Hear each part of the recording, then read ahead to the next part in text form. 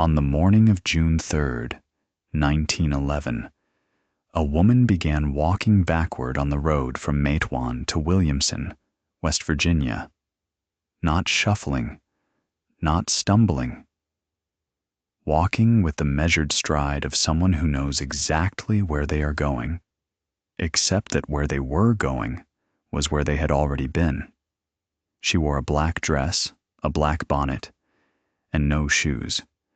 Her feet bled on the gravel. She did not speak, did not eat, did not stop. Miners on their way to the morning shift stepped around her. Children followed her at a distance. A Baldwin Felts detective watched her through field glasses and wrote in his notebook, "Female, unknown, walking backward on the Williamson Road, appears sane. Recommend observation." He underlined appears sane. It was the most accurate assessment anyone would make of her for the next 3 months. The road between Matewan and Williamson in the summer of 1911 was not a road in any comfortable sense of the word. It was a wound cut along the belly of the mountains, following the tug fork of the Big Sandy River, where the river allowed, and climbing through the hollows where it did not. The surface was a mix of packed clay, loose shale, and the black grit that seemed to work itself up from the ground no matter how many loads of gravel the county spread. Everything in Mingo County was dusted with coal: the road, the tree trunks along it, the faces of the men who walked it before dawn.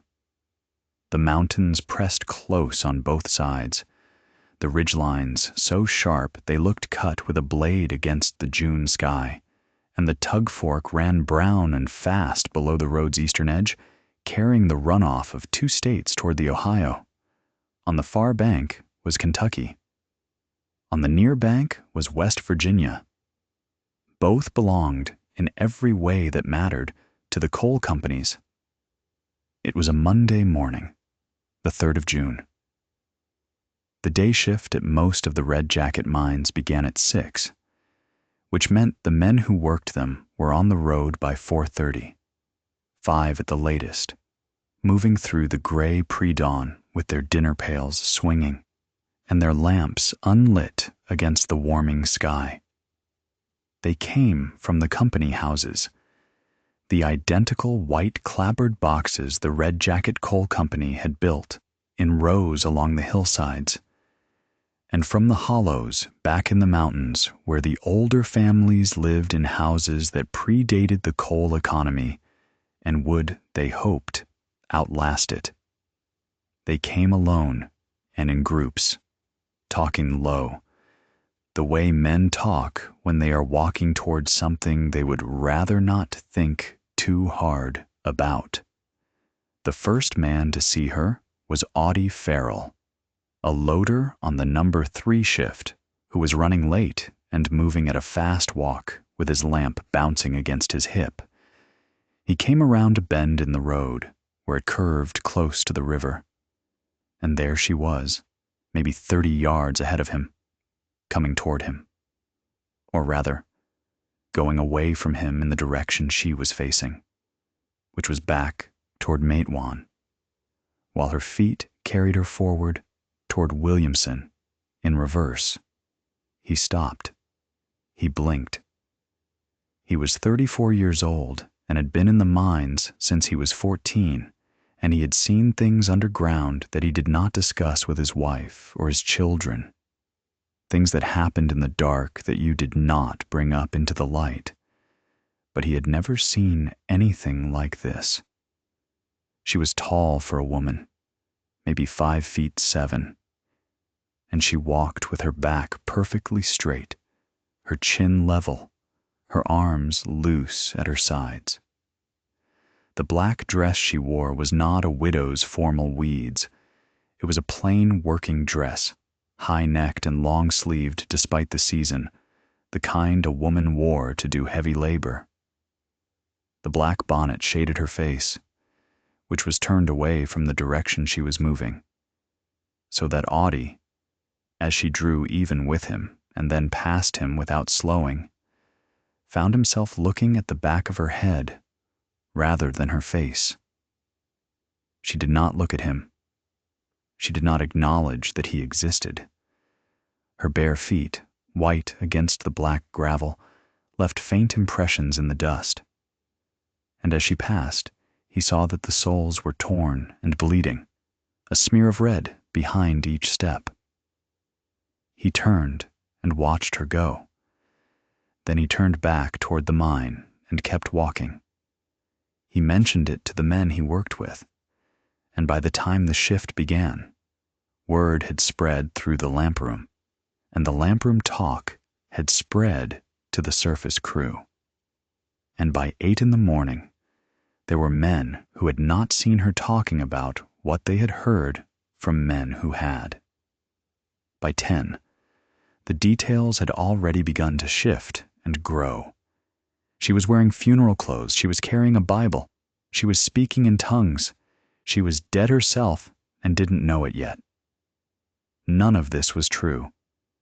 But the truth, as it happened, was stranger than any of it. The Baldwin Felts man, watching her through his field glasses, was named Sims.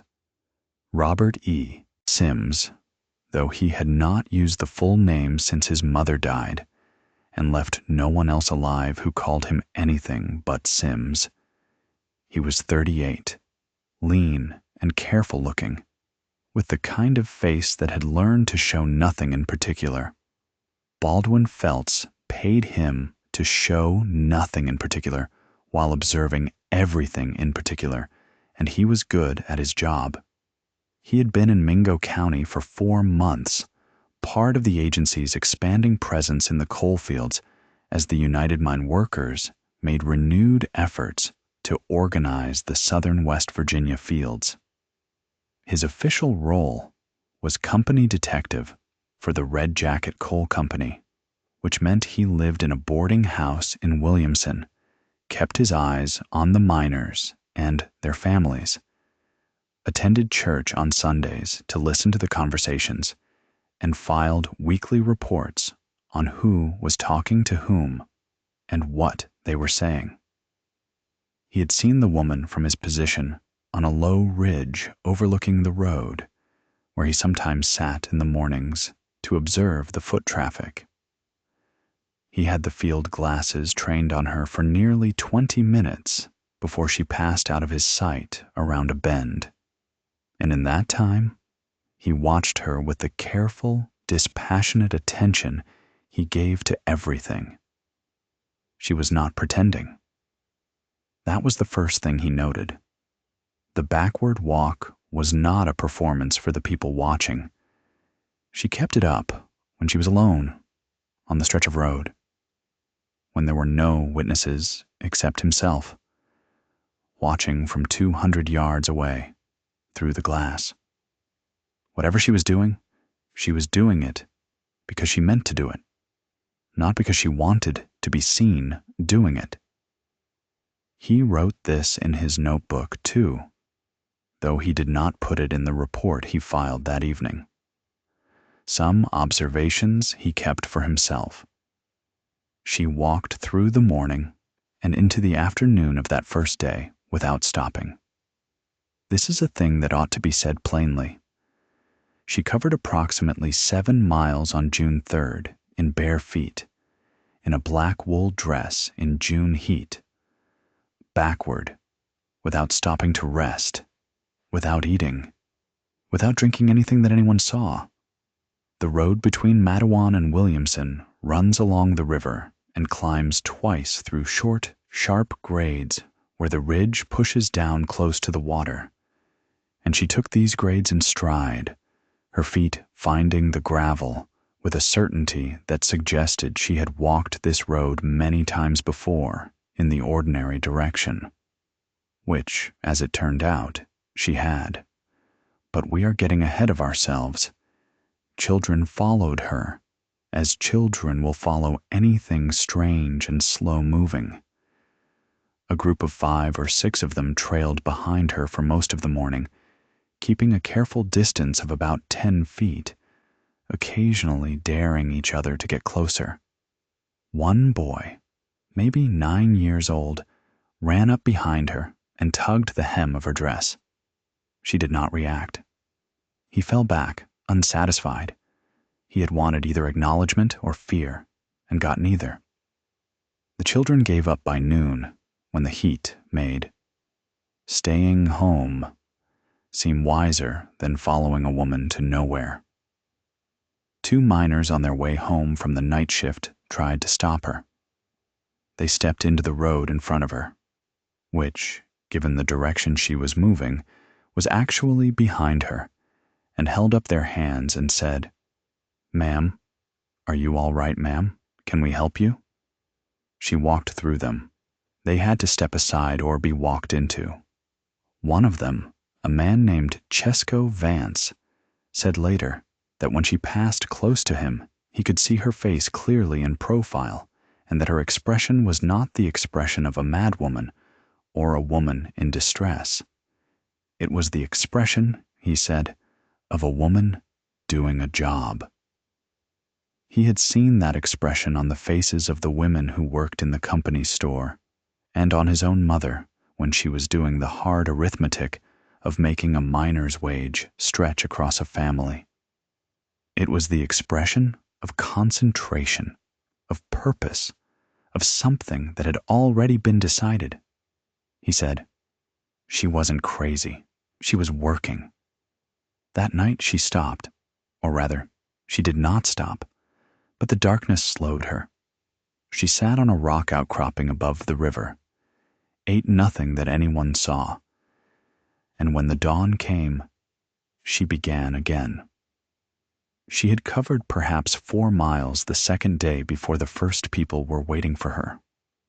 Word had gone ahead on horseback, and by the telephone wire that ran between Matewan and Williamson. She's still walking. She's going to make it to Williamson. Come see. And so the crowd that formed along the road on the morning of June 4th was not accidental. People had come to look. There were maybe 30 people strung along a 1/4 mile of road, watching her come. Some had driven wagons.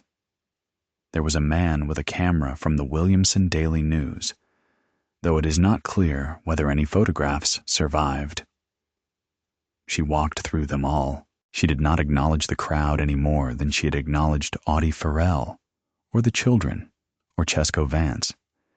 She walked with the same measured stride, the same level chin, the same absolute economy of motion. The reporter from the Daily News shouted questions at her that went unanswered. A woman from the crowd pressed a cup of water toward her, and she walked past it. A minister stepped into her path and began to pray over her, and she walked around him without breaking stride, and the congregation he had brought with him stepped back, uncertain whether they were watching something holy or something else entirely. She reached the tug fork at approximately 11 o'clock on the morning of June 4th. Not just any point along the river, a specific point. There is a place where the road dips close to the bank, where a shelf of flat sandstone juts out over the water, worn smooth by floods and years. It is a place people use for fishing, for washing clothes, for sitting on summer evenings when the heat in the company houses becomes unbearable. She walked backward down the slope from the road to this rock shelf, and when her heels found the edge of the stone, she stopped. She turned around. It was the first time in 14 miles that she had turned around, and the crowd, which had followed her down from the road and was now strung along the bank, went very quiet. She sat down on the rock. She folded her hands in her lap. She looked at the river for a long moment. The tug fork running brown and fast, carrying the mountains in suspension toward the Ohio. And then she opened her mouth and began to speak. What she said was not what anyone expected. They had expected weeping or prayer or prophecy in the old mountain style, King James cadences, hellfire and judgment, the vocabulary of the revival tent. They had expected a woman undone. Instead, they heard a voice that was flat and careful and precise, the voice of someone reciting from memory, something they had worked very hard to memorize correctly. The number 4 shaft of the Red Jacket Coal Company, she said, was opened in 1904 and bored to a depth of 312 feet on its primary level, with a secondary level at 240 feet and a tertiary level at 188 feet. The tertiary level was extended eastward in 1908 to follow the number 6 seam, which runs at a grade of 11 degrees toward the tug fork. The extension required the installation of 14 primary support timbers, each of which was specified in the company's own engineering documents as yellow pine, 12 inches by 12 inches, to be replaced at a maximum interval of 4 years due to the moisture content of the surrounding stone. She paused. The crowd was silent. A baby somewhere in the back began to cry and was hushed. Of those 14 support timbers, she continued, 11 have been replaced on schedule. 3 have not. The 3 that have not been replaced are on the eastern end of the extension, in the section designated on the company's maps as Section E, Subsection 3. The central timber of those 3, the one bearing the greatest load at the junction where the extension meets the natural fault line, was flagged for replacement in August of 1909. It was flagged again in March of 1910. It was flagged a third time in November of 1910 by the state mine inspector, who came through and wrote his finding in the official inspection log that is kept in the Red Jacket main office in Williamson. That timber has not been replaced. She was not shouting. She was speaking at a normal conversational volume, but the crowd had arranged itself in a half circle around the rock shelf, and the river behind her absorbed the sound and threw it back, and every word was clear. The reporter from the Daily News was writing so fast his pencil was breaking. The ventilation in Section E, Subsection 3, she went on, depends on a crosscut that was bored between Subsection 3 and the number 2 air shaft in 1909. That crosscut has a blower fan installed at its eastern end, powered by a belt drive connected to the main engine at the surface. The belt drive was replaced in 1910, but the replacement belt was not the correct specification. It is 1/8 of an inch narrower than the original, and it slips under load. When the belt slips, the fan slows. When the fan slows, the air movement through Section E, Subsection 3 drops below the state-mandated minimum of 30 cubic feet per minute per person working in that section. The belt slip is worst in summer, when the heat expands the metal pulleys and reduces the effective grip. In August and September, the belt slips enough that the fan is effectively providing less than half the required ventilation on a regular basis. She paused again. In the crowd, there was a man named George Carrico, who worked as a shift foreman on the number 4 shaft. He had not come to see her. He had come because someone had sent word, and he was curious, the way you are curious about a spectacle, expecting to be amused. He was not amused. He was standing very still at the back of the crowd with his hat in his hands, turning it around and around by the brim. Reduced ventilation in an active coal face, she continued, causes methane accumulation. The rate of accumulation in Section E, Subsection 3, given the seam characteristics I have described, will reach the lower explosive limit, 1.1% methane by volume in air, after approximately 6 to 8 hours of reduced ventilation during active cutting. The cutting machines in that section run on compressed air, but are operated by men carrying open flame carbide lamps, because Section E subsection 3 is not designated as a gassy section in the company's current safety maps. It has not been redesignated despite the extension of 1908 and the known methane levels in the number 6 seam. George Carrico put his hat back on his head. He pushed through the crowd toward the road. People later said he was white as paper. He was a company man, and he left because what she was saying was not general. It was specific. It was accurate, and it described conditions that he had seen with his own eyes and had filed one informal report about in 1910 that had been returned to him, with a note from the superintendent saying that the section was operating within acceptable parameters. The crowd watched him leave. Then they turned back to the woman on the rock. "The conditions I have described," she said, "will produce an explosion in Section E subsection 3 of the number 4 shaft of the Red Jacket Coal Company in the month of September, 1911. The most likely date falls between the 12th and the 16th of that month, based on the rate of timber degradation and the progression of the seasonal ventilation failure. The explosion will be initiated by an open lamp in the presence of accumulated methane. It will cause a collapse of the degraded support structure in the eastern section of the extension.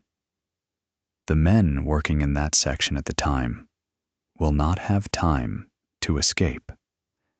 She stopped. She looked at the river. The crowd did not make a sound. Then she began to name them. James Alley. He is 41 years old and lives in the company house at the end of the second row in the Red Jacket camp. He has 3 children. He was in the number 6 seam section on the morning I am describing. Curtis Blankenship, Jr. He is 19 years old. He lives with his mother on Pigeon Creek. Dolph Farrell, 27. He has been at Red Jacket since 1907. She named 12 men in this fashion: name, age, place of residence, brief note about their circumstance.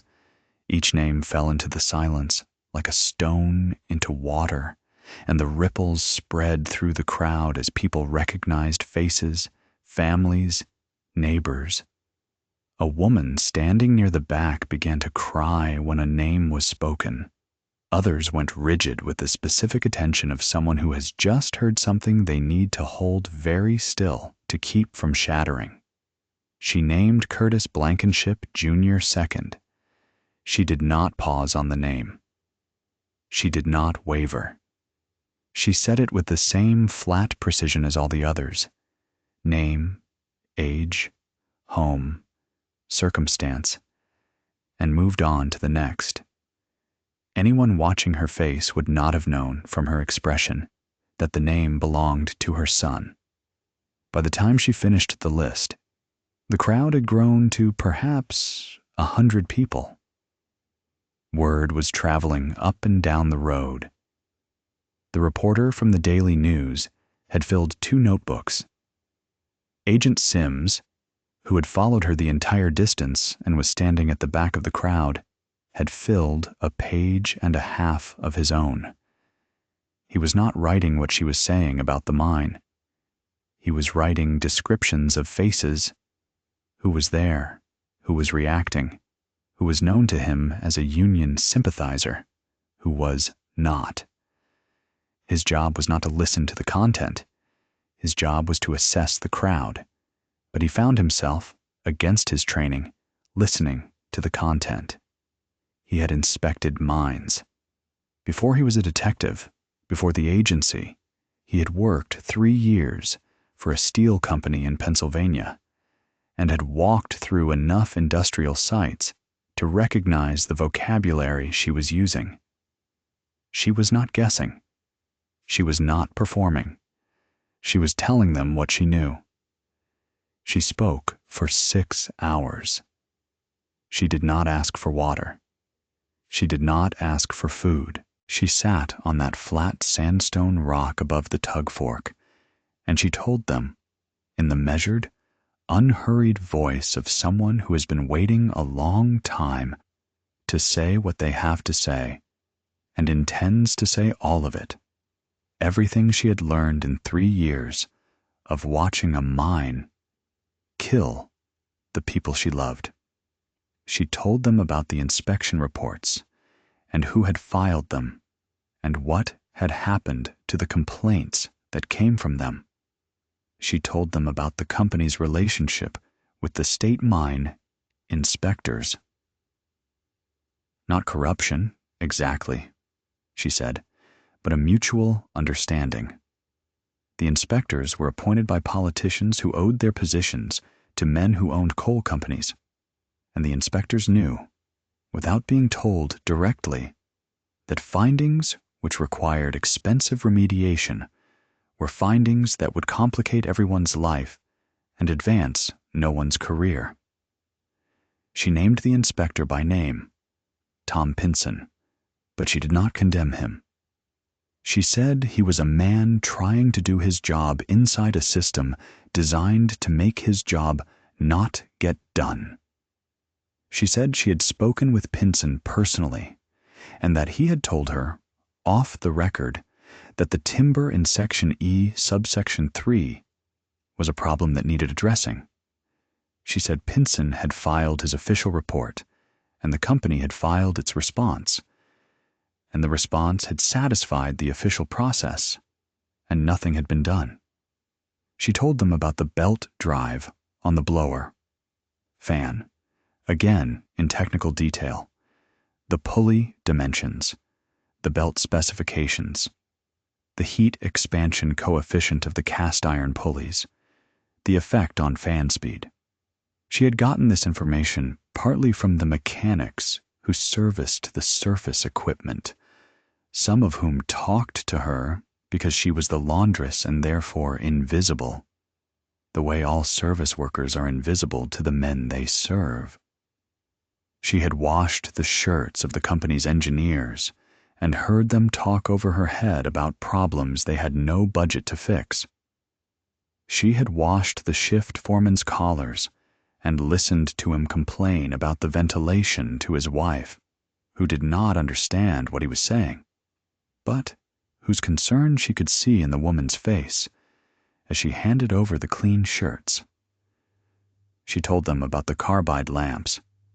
The Red Jacket Company had begun transitioning to electric safety lamps in the gassier sections of the mine, but Section E subsection 3 had not yet been designated as a gassy section, and so the transition had not yet been made, and so the men working the face there still used open-flame carbide lamps.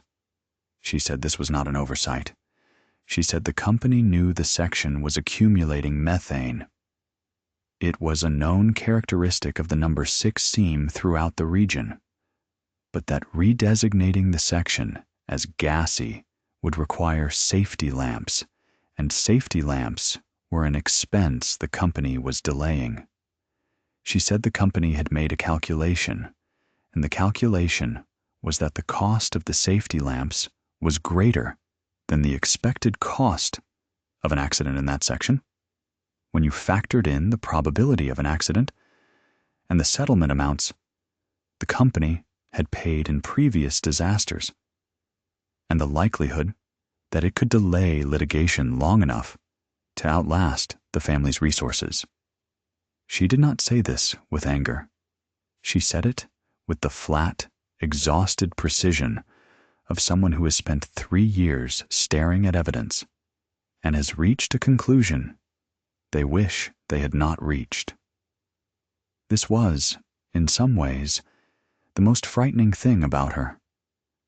Not the backward walk, not the naming of the dead, but the way she described a system of deliberate calculated indifference to human life in the same tone you might use to describe the weather. By the time she finished, the sun was dropping behind the western ridge, and the river was going dark. She stood up from the rock. She walked up the slope to the road, facing forward. This time. And she stood there while the crowd around her murmured and shifted. Sheriff Del Hatfield, who had been standing at the edge of the road for the last 2 hours, came toward her. He was a tall man, Del Hatfield, built like his famous ancestors, with the kind of eyes that had looked at a great deal of violence without blinking. He was 38 years old, and he had been sheriff of Mingo County for 4 years, and he had not had an easy 4 years. He was caught, as everyone in Mingo County was caught, between the old world and the new, between the families who had been here for 100 years, and the companies that had arrived in the last 20, and between the men with guns and the men with money. And he had learned that the way to survive that position was to be scrupulously fair to everyone, and consequently trusted by no one. He said to her, "Ma'am, I'm going to need to ask you to come with me." She said, "All right." Those were the first words anyone had heard her speak since the walk began. Her voice was steady. She was not trembling. She was not weeping.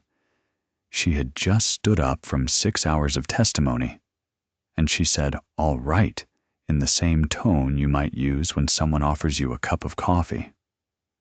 Sheriff Hatfield took her to the county hospital in Williamson, which was the appropriate place to take a woman who had walked 14 miles backward and then sat on a rock and predicted a mine disaster, because the most charitable interpretation available to him was that she was unwell.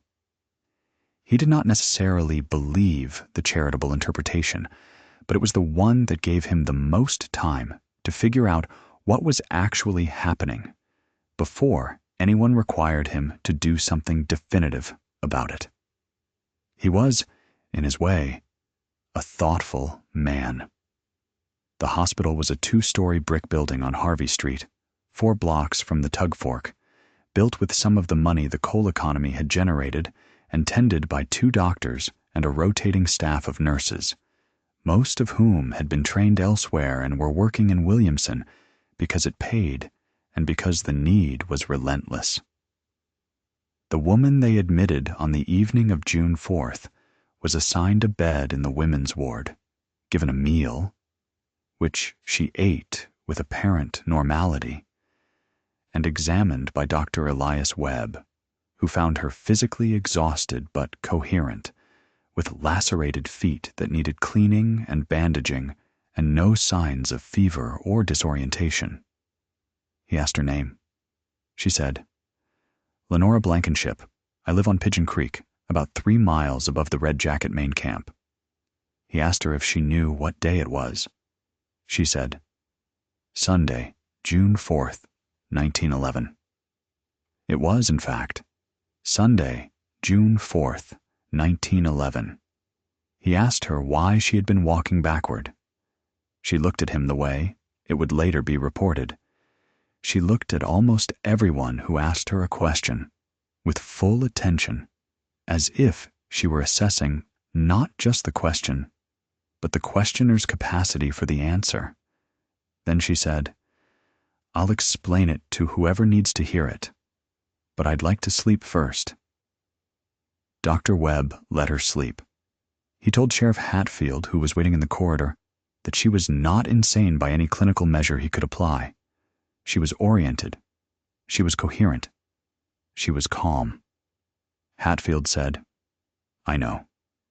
Webb said, "Then what is she?" Hatfield thought about it for a moment and said, "Angry. I think she's just very, very angry." In the morning, Lenora Blankenship told them everything. She had been born Lenora Adkins in 1871 in a hollow above Williamson that the Adkins family had occupied since before West Virginia was a state. Her father had been a farmer and a part-time logger, and she had grown up with 8 siblings in a house that was poor in money and rich in the kind of knowledge that accumulates when people live closely with a particular piece of land for several generations.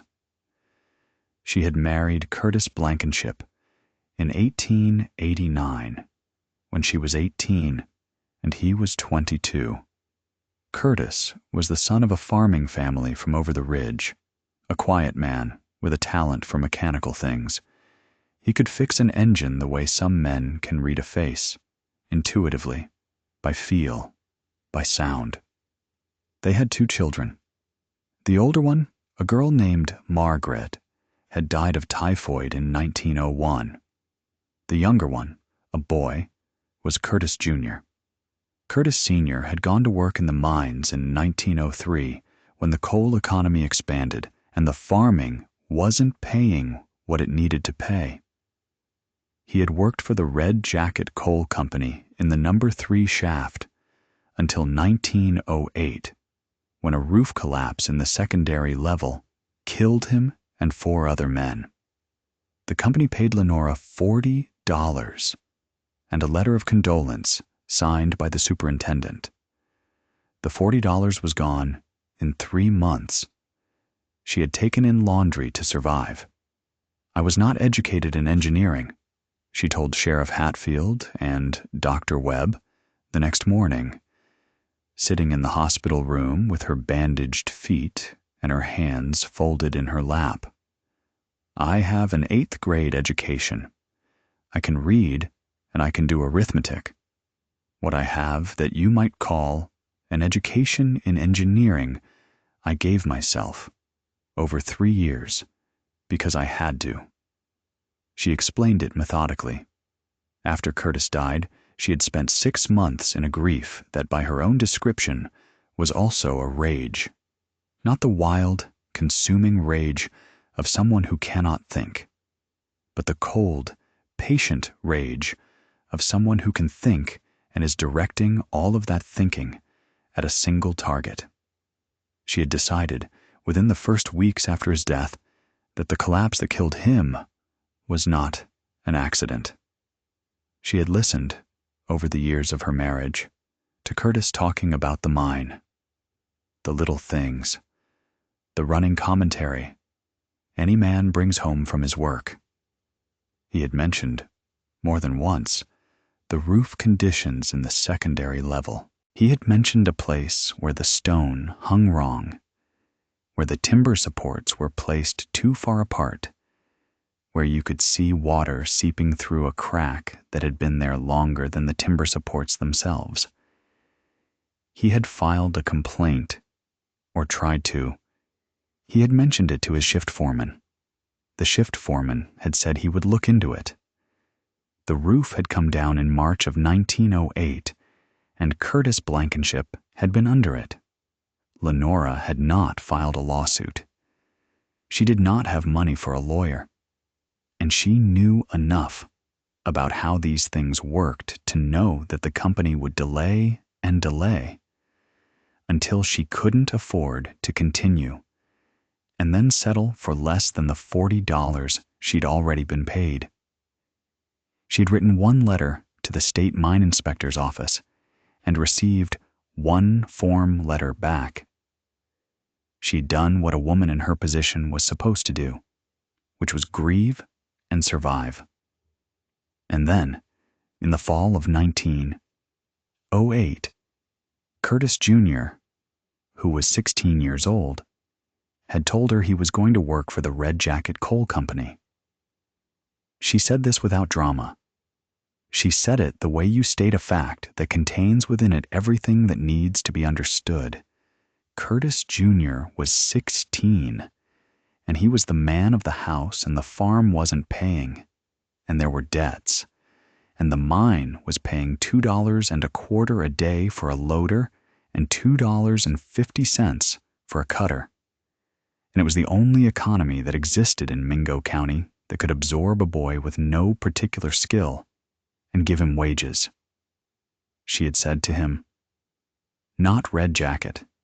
He had said, "It's the best wages in the county." She had said, "Your father died in that mine." He had said, "I know, Mama." And he had gone to work for Red Jacket because he was 16 and he was the man of the house, and there was nothing she could do about it that didn't require starving. So she had decided to do the only thing she could do, which was learn. She started with what she could observe herself. She washed laundry for the company, for the mine supervisors, for the engineers who came down from Charleston, for the company store manager and his family. She was in and out of the company buildings regularly, and she had learned, over the years, that people who are accustomed to ignoring someone can be relied upon to go on ignoring them. She had walked through the main office while carrying a basket of clean shirts, and she had looked at the maps on the walls, the mine diagrams, the section layouts, the shaft drawings that the engineers posted for their own convenience and that no one thought to cover in the presence of the laundress.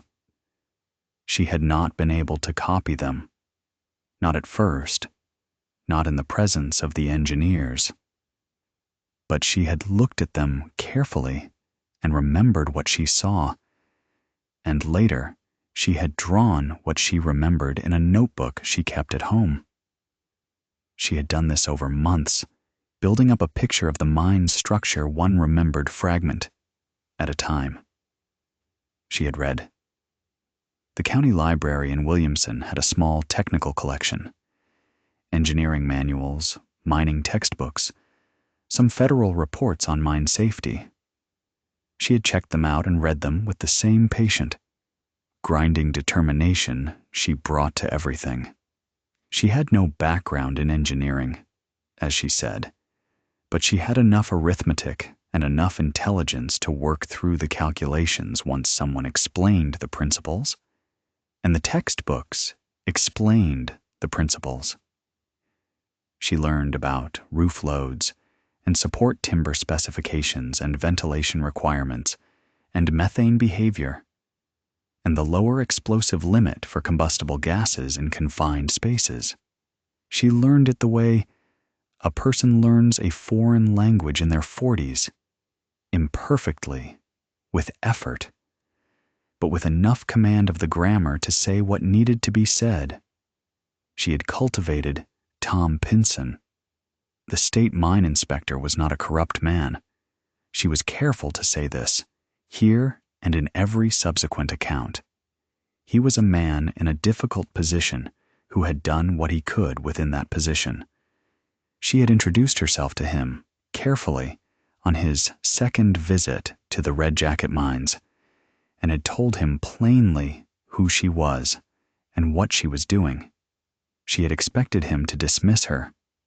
He had not. He was a man in his 50s who had been in the mines himself before he became an inspector. And he had seen enough roof collapses and gas explosions to take a woman seriously when she came to him with technical observations. He had not told her anything she did not already know. He was scrupulous about that, because his position required it. But he had confirmed, by his silences and his careful language, that her assessments of the number 4 shaft were not wrong. He had told her that the official inspection process was limited by what it could compel a company to do in any single inspection cycle. He had told her that findings that generated paperwork did not always generate change. He had told her, which she already knew, that the state's capacity to enforce its own mine safety regulations was constrained by the political reality of a state where the coal operators were the dominant economic and political force. She had also talked to the miners themselves. This was harder. The men who worked the number 4 shaft were not unaware of the conditions in Section E, subsection 3. They worked there. They could see the timbers. They could smell the methane on a bad day. But they could not afford to be seen as agitators. The Red Jacket Company kept a blacklist, and men on the blacklist didn't work at Red Jacket, and often didn't work anywhere in the county, because the companies communicated. She had been careful not to get anyone in trouble. She had listened more than she had asked. She had gathered the corroborating observations of men who had worked the section, assembled them into her picture, and kept their names out of it. By early 1911, she had a complete analysis. She had the timber condition documented to the best of her ability, with the inspection dates and the known reports. She had the ventilation problem quantified, with the belt slip measurements she had gotten from a mechanic who had no idea she was paying attention when he complained about it to a colleague in the engine house yard. She had the seam characteristics from the Federal Bureau of Mines reports on the regional geology, which were public documents. She had the methane accumulation rates extrapolated from those seam characteristics and the known ventilation failure. And she had the date. Not a fixed date, but a window. A range of likelihood based on the rate at which the central timber in the cluster of 3 unrepaired supports was degrading and on the seasonal pattern of the ventilation failure. She had written it all up. She had sent it to the governor's office in January, February, and March of 1911. She had sent it to the superintendent of the Red Jacket Coal Company. She had sent it to the Federal Bureau of Mines. She had walked into the offices of the Williamson Daily News and handed a copy to the editor. She had written to the United Mine Workers District Office, though she was careful to say in her letter that she was not seeking union assistance, only forwarding information that might be useful. No one had responded. Not one of them. The governor's office had sent a form letter about a different matter entirely. It was clear the letter had not been read. The company superintendent had not replied. The Bureau of Mines had not replied. The newspaper editor had looked at her across his desk with the expression of a man who was trying to find a polite way to end a conversation, and had said he would take it under consideration, and she had walked home, knowing that he would not. She was silent for a moment after she said this. Sheriff Hatfield and Dr. Webb were quiet. Through the window of the hospital room came the sound of the river. Always the river in Williamson, always the tug fork talking to itself. She said, "I walked backward because I had run out of ways to walk forward." It was the most she ever gave toward poetry in any account she left of herself. She said, "I walked backward because this company has been walking backward for 10 years, going back to the same unsafe practices, the same broken promises, the same calculation that the cost of fixing a problem is greater than the cost of the men the problem will kill. I wanted them to see what it looks like. I wanted them to have to step around it, the way they step around every inconvenience that costs them money. I wanted them to not be able to ignore it." She paused.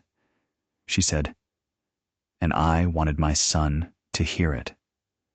I wanted Curtis to hear someone say the names out loud.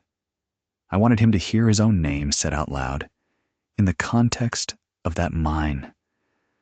I don't know if it will make him leave. He is 19, and he is stubborn, and we need the money. But I wanted him to know what I know. And the only way to get him to listen, the only way to get any of them to listen, was to be something they could not look away from." Sheriff Hatfield sat with this for a long moment. Then he said, "Mrs. Blankenship, I have to ask you, the backward walk, 2 days, 14 miles, your feet. He gestured at the bandaged feet. She said, I knew the road. I have walked that road my whole life. I was not going to fall. A pause.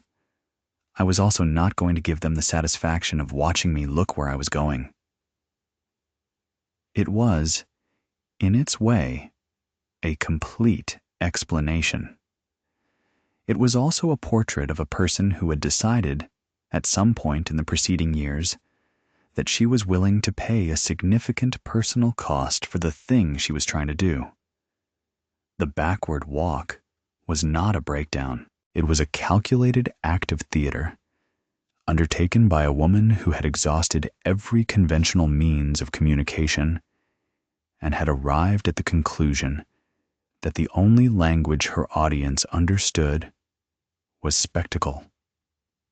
The question that remained, and that Sheriff Hatfield had the wit to recognize as the real question, was what to do about it now. The Red Jacket Coal Company's response came within 48 hours of Lenora's testimony at the river. It came not as a response to Lenora. They did not acknowledge her directly, not then, but as a press statement delivered to the Williamson Daily News by the company's superintendent, a man named Harold Cates, who had run the Red Jacket operations since 1906 and who had built, in those 5 years, a reputation for efficiency that was respected by the coal operators of southern West Virginia and feared by the men who worked for him. Cates was 46 years old, compact and neat, in the way of men who have learned that the appearance of order projects authority. He wore his hair severely parted and his collars very white, and he ran his office the way he ran his mine, by the numbers, by the schedule, by the margin. He was not a cruel man in any simple sense. He did not enjoy suffering, but he had been given a mind to operate at a profit in a competitive market, and he had internalized, over 20 years in the industry, the particular calculus of industrial management that treats safety expenditures as costs to be minimized against a weighted probability of loss. He had not invented this calculus. It was the standard practice of his industry, codified in management manuals and taught in engineering schools and endorsed, by implication, by a regulatory environment that fined companies more gently than the actuarial tables suggested it should. The press statement said that the Red Jacket Coal Company's No. 4 shaft was operated in full compliance with all state and federal mine safety regulations. It said that the company took the welfare of its workers seriously and maintained an active safety program, including regular inspections of support structures and ventilation systems. It said that the woman who had made claims about the company's operations on the afternoon of June 4th was, in the company's view, suffering from a medical condition that the company hoped would receive appropriate treatment, and that the company extended its sympathy to her family. It said that the claims themselves were without factual foundation, and that the company would not be making further comment on the matter. Cates had not, apparently, consulted with George Carrico, the shift foreman who had left the crowd at the river early. Or perhaps he had consulted with him and had gotten a different answer than the facts warranted. Carrico, in the days following Lenora's testimony, would say nothing publicly. His employment depended on his silence, but he had gone home on the evening of June 4th, and he had sat in his kitchen with his wife, and he had told her, quietly, that the woman on the rock knew what she was talking about, and that he did not know what to do about it. Agent Sims filed his report on June 5th. It was a thorough document, as his reports always were, and it followed the priorities his agency had given him. assessing the labor organizing threat.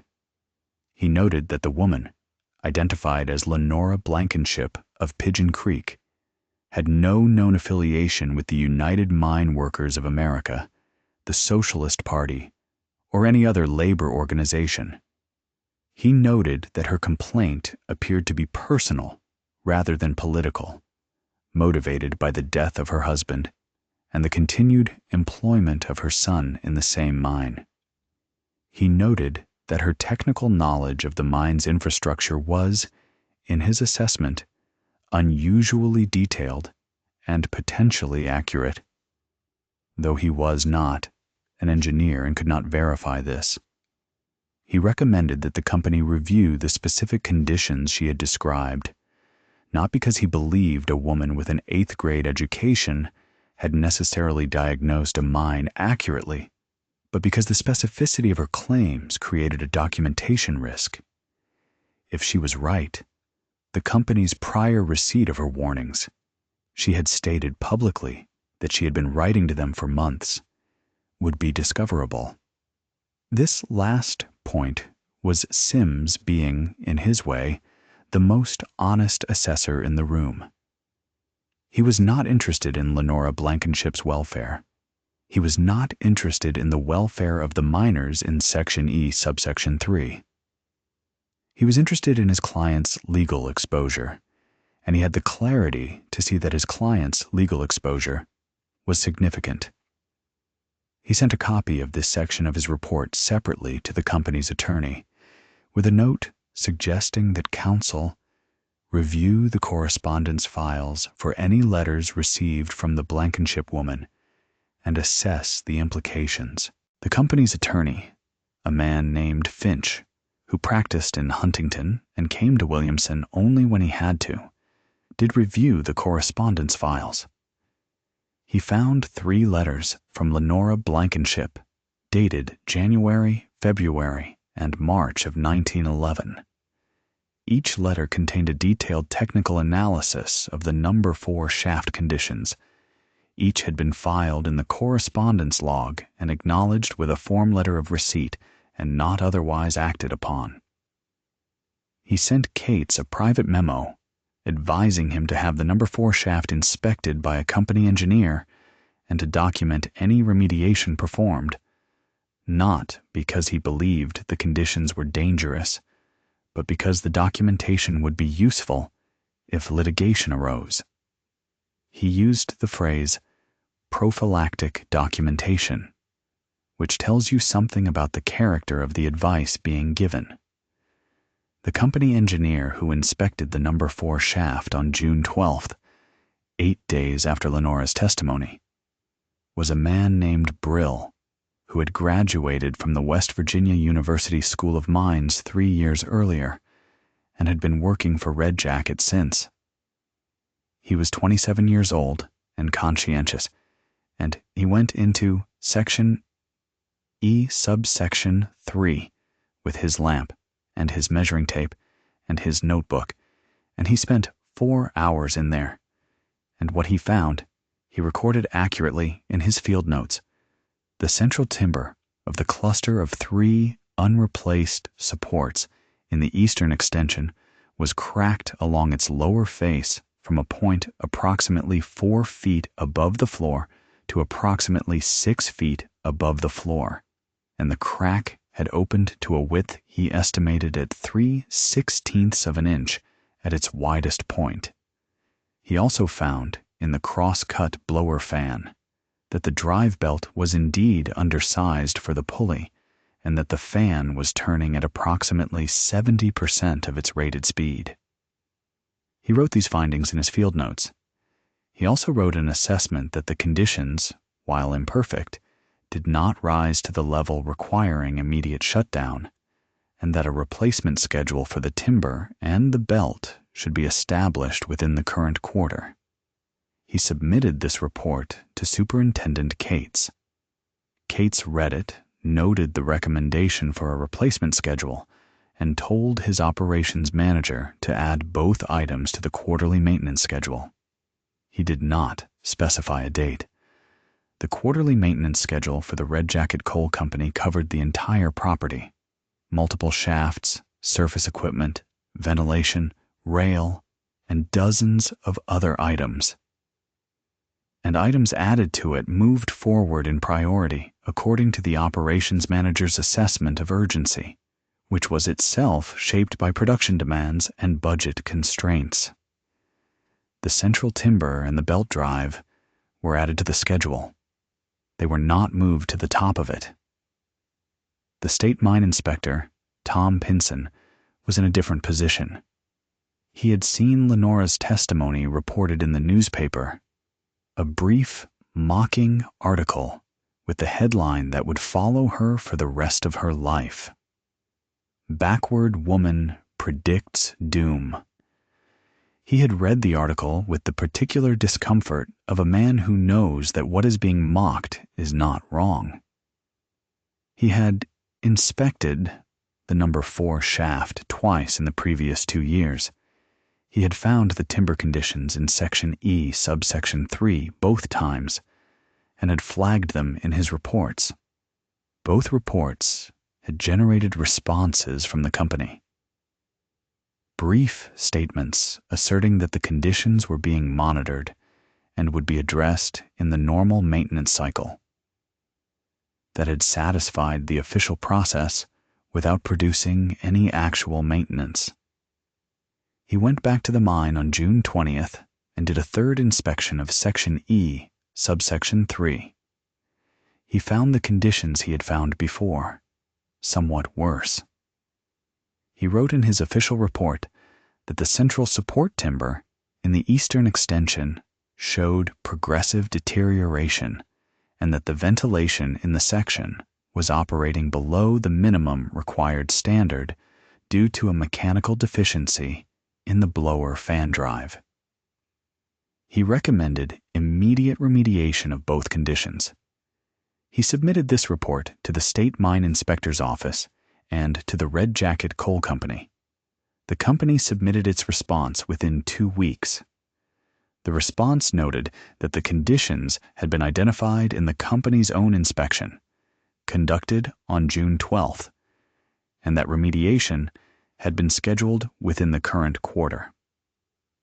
The State Mine Inspector's Office reviewed the response and noted that a remediation schedule had been established, which satisfied the documentation requirement for the current inspection cycle. The case was considered addressed. Tom Pinson could have escalated. He could have filed for a shutdown order, which would have required the company to close Section E, subsection 3, until the conditions were remediated. He had the authority to recommend this, and the state office had the authority to issue it. He did not do so, for reasons that are not fully documented, but that are not difficult to understand. He was 53 years old, and he had been an inspector for 11 years, and he had learned the topography of the possible in his job the way the miners learned the topography of the seams they worked, by traveling it repeatedly until he knew where he could move and where the ceiling would come down on him. A shutdown order for Section E, subsection 3, on the basis of conditions that the company was actively scheduling for remediation, in a political environment where the coal operators had the ear of the governor, and the governor appointed the mine inspector's office leadership, was a ceiling that would come down on him. He went home the evening he filed his report, and he sat on his porch, and he looked at the mountains, and he thought about Lenora Blankenship, and what she had done, and why she had done it. He had spoken with her once in the hospital, briefly, at her request. She had sent a note asking to see him, and he had come because he felt he owed her that much. She had not blamed him. She had told him quietly that she understood his position and was not asking him to destroy himself. She had asked him only to be honest about what he had seen, officially, so that the record would show it. He had been honest within the limits of what the record would support. The record showed what it showed. He would think about Lenora Blankenship many times in the years that followed. Meanwhile, the Williamson Daily News had published its article, and the article had found its way, as such articles do, into the broader conversation of the county, repeated at the barber shop and the company store, and across back fences between women, hanging laundry. The tone of the article was condescending in a particular way that was common in the journalism of the period when it covered women who had departed from their assigned roles. It was amused, gently, in the way you are amused by a child who says something precocious. It described Lenora's backward walk in vivid detail. It quoted some of her technical testimony, selectively, in a way that made it sound less technical than it was, emphasizing the prediction and the naming of the dead, while not including enough of the engineering analysis to make clear that there was an engineering analysis. It included a brief quote from Superintendent Cates saying the mine was safe. It noted that Mrs. Blankenship was a widow who had lost her husband in a mine accident in 1908, and that the mine inspector had found no grounds for concern. The article did not quote Tom Pinson. Pinson was grateful for this. What the article accomplished, which may not have been what it intended, was to make Lenora Blankenship's name known across a wide area. This was because newspapers in 1911 were passed around. They were read by one person and then handed to another, or read aloud in households where someone could read and others could not, or quoted from memory in the conversations of people who had not themselves seen the paper. The article about the backward woman traveled up and down the Tug Fork and into the hollows and across into Kentucky, and people who heard it or read it talked about it. And some of those people, a few of them, the ones inclined to take a woman's technical knowledge seriously, thought about what she had actually said.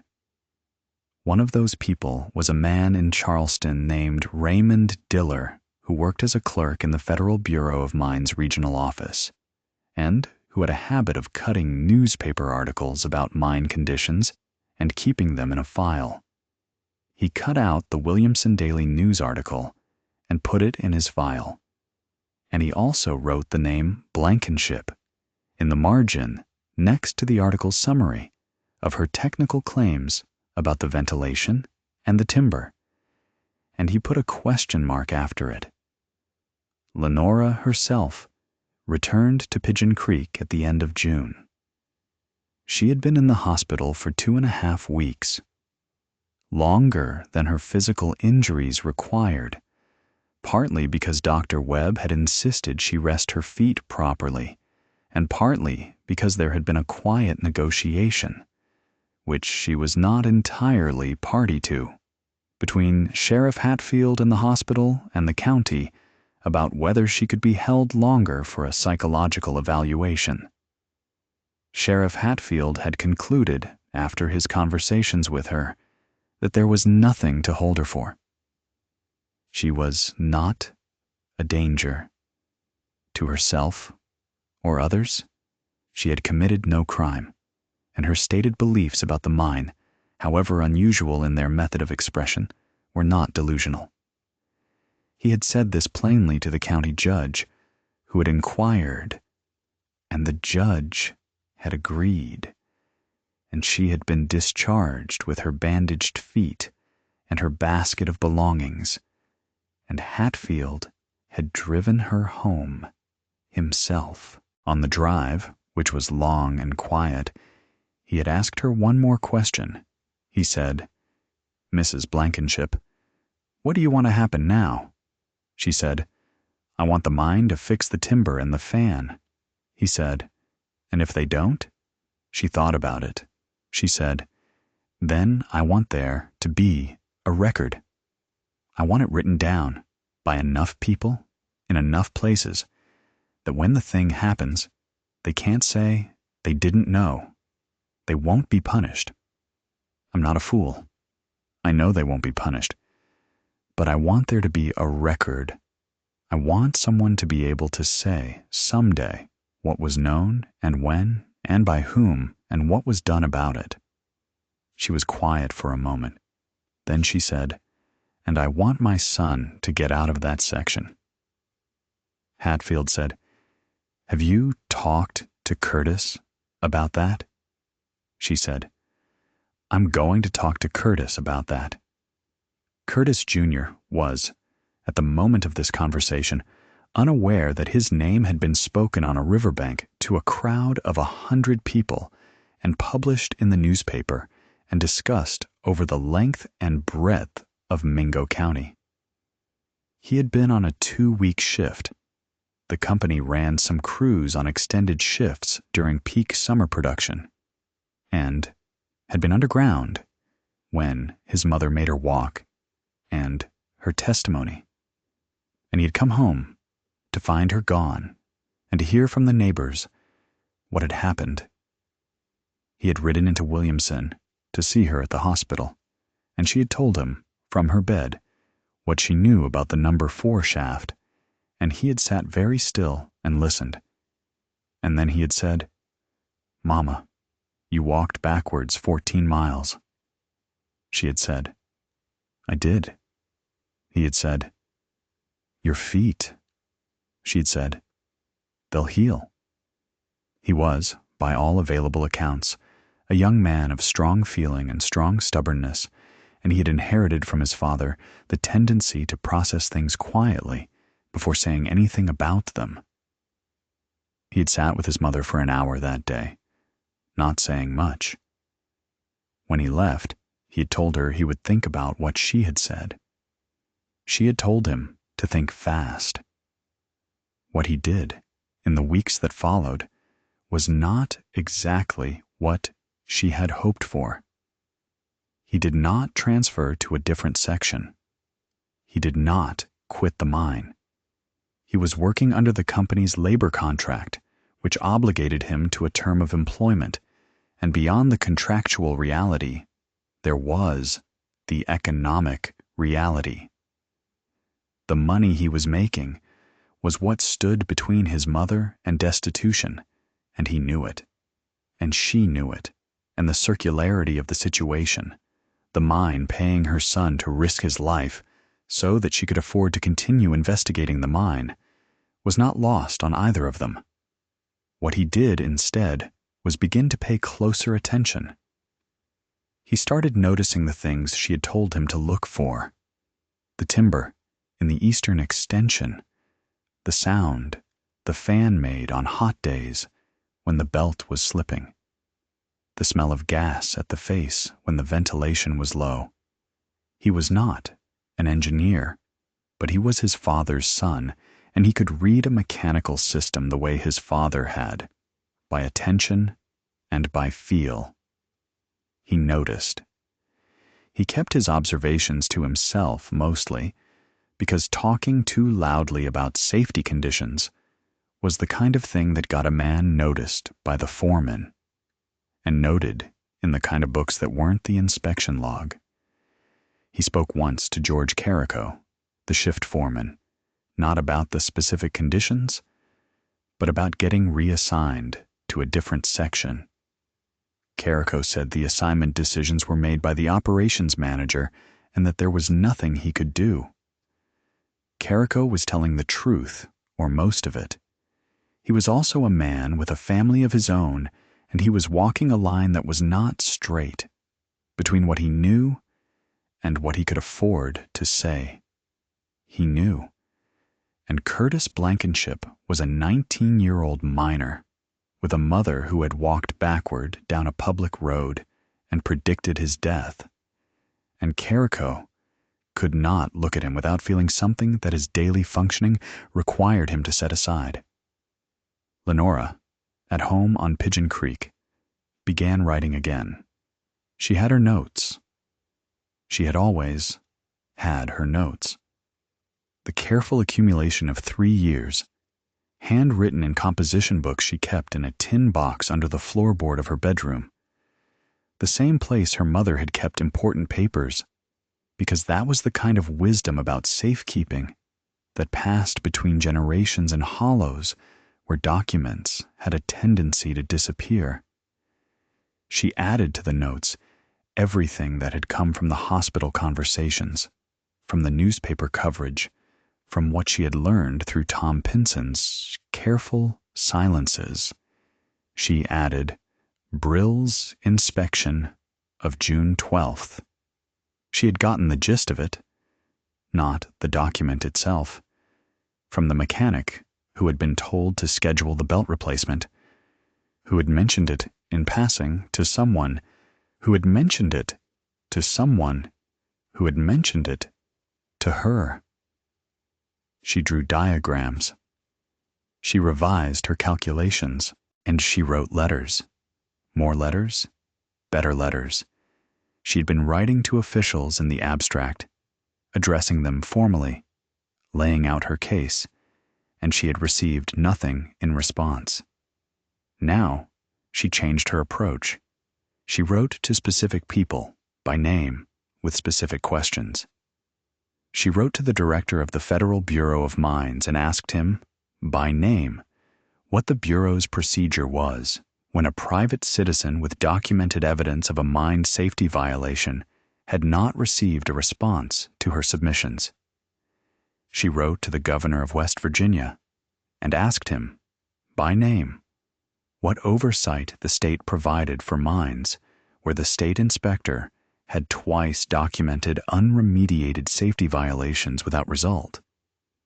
She wrote to the editor of the Charleston Gazette and enclosed a copy of her technical analysis along with the history of her correspondence with the company and the state and the Federal Bureau, and she framed it not as the story of a backward-walking prophet, but as the story of an investigative failure. Most of these letters were not answered. The Federal Bureau of Mines sent a form letter acknowledging receipt of her inquiry and noting that the Bureau's investigation procedures were outlined in the attached pamphlet. The governor's office sent a form letter referring her concerns to the state mine inspector's office.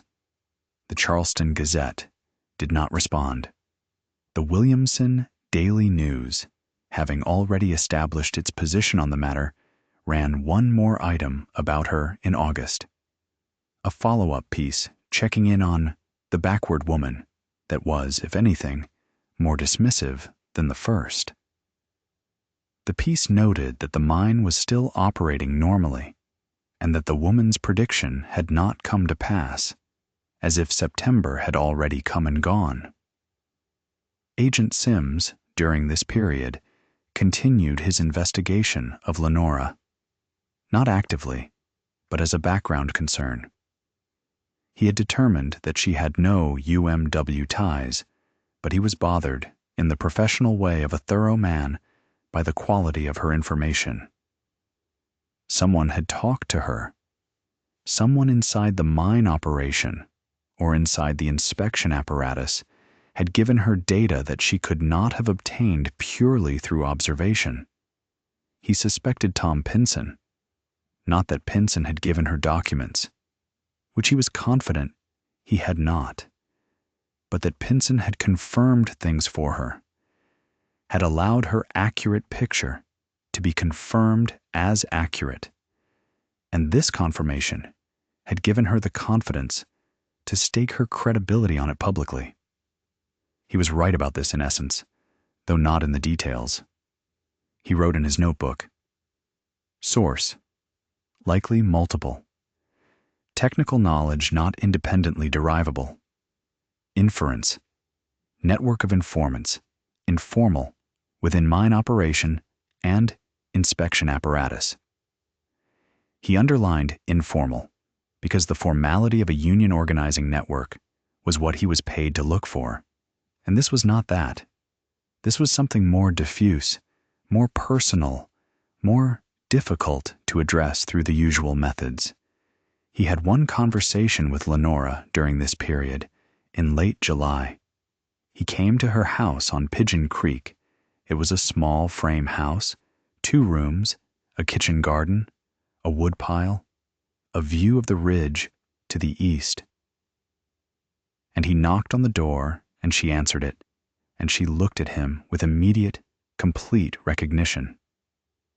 She knew who he was. She had known since the hospital, since someone had told her about the man taking notes in the crowd at the river. He said, "Mrs. Blankenship, I work for the Red Jacket Coal Company. I'd like to ask you some questions." She said, "Come in." She set water on the stove for coffee, because that was what you did, and she sat across the table from him, and she waited. He asked her about her information sources. He was careful, professional, not threatening. She listened to each question and answered it accurately and without elaborating. When he asked about Tom Pinson, she said that she had spoken with the state mine inspector on his official visits, and that everything she had learned from him was in the public record of his inspection reports, which she had obtained through the county clerk's office, which was her right as a citizen. This was true, though it was not the complete truth.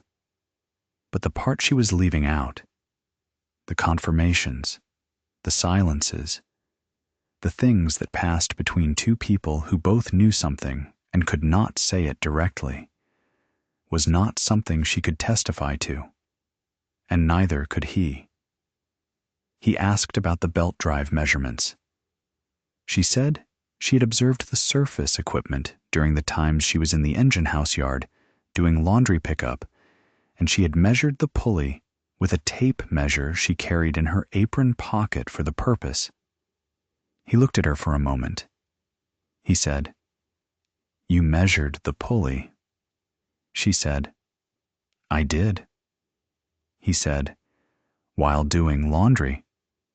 She said, "No one was watching." He believed her. He believed all of it, he found, not because it was easy to believe, but because it was the only explanation that cohered. He wrote in his notebook after he left, Blankenship, L. Observation and analysis only.